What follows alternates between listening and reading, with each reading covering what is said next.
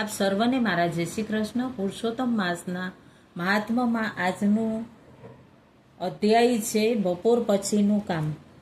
કદ્રી કહે છે કે હે વિષ્ણુના દૂતો, મારા જેવા અઘોર પાપી અગણિત પાપોનો નાશ એકાએક કેવી રીતે થયો એ સાંભળી હરિના દૂતો કહેવા લાગ્યા કે શ્રી વિષ્ણુ ભગવાને અનંત પ્રિય પુરુષોત્તમ માસનું વ્રત આપે અત્યંત કષ્ટ સહીને કરી લીધું.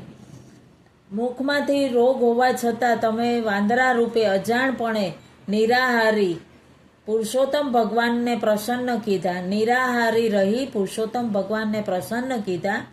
વૃક્ષો ઉપરથી ફળ તોડીને જમીન પર નાખી બીજા માણસોને એનાથી તૃપ્ત કરી પરોપકારનું પુણ્ય મેળવ્યું. વનમાં ટાઢ તડકો વાયુ વગેરે સહન કરી સુંદર મહાતીર્થમાં સ્નાન કર્યું. એથી તમારો જન્મ સફળ થયો. આ વ્રત જેવું ઉત્તમ બીજું કોઈ વ્રત નથી.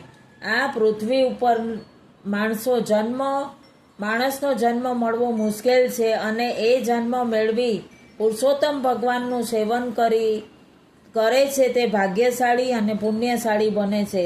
આ બધું સાંભળીને તે દિવ્ય દેહધારી વાંદરો ખૂબ આનંદ પામ્યો. તે પછી જંગલના અધિપતિ દેવતાઓ, વનસ્પતિ, ઝાડો વગેરેને નમસ્કાર કરી વિમાનમાં બેઠો. આકાશમાંથી એની ઉપર પુષ્પવૃષ્ટિ થઈ. જ્યારે એ વૈકુંઠમાં ગયો ત્યારે ઇન્દ્ર વગેરે દેવતાઓએ તેનો સત્કાર કર્યો. નારાયણ કહે છે કે હે નારદ, સવારે પહેલું કર્મ વિધિ પ્રમાણે પૂર્ણ કર્યા પછી દિવસના પાછલા ભાગ્યમાં જે વિધિ કરવાની છે તે કહું છું.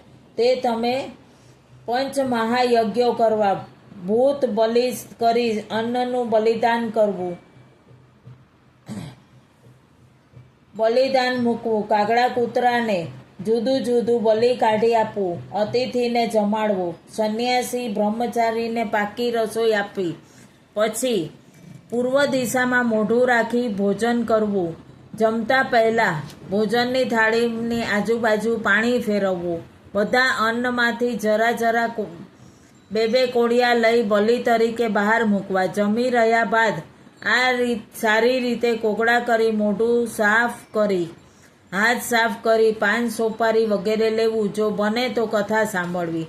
સાંજ પડે ત્યારે સંધ્યા કરવી.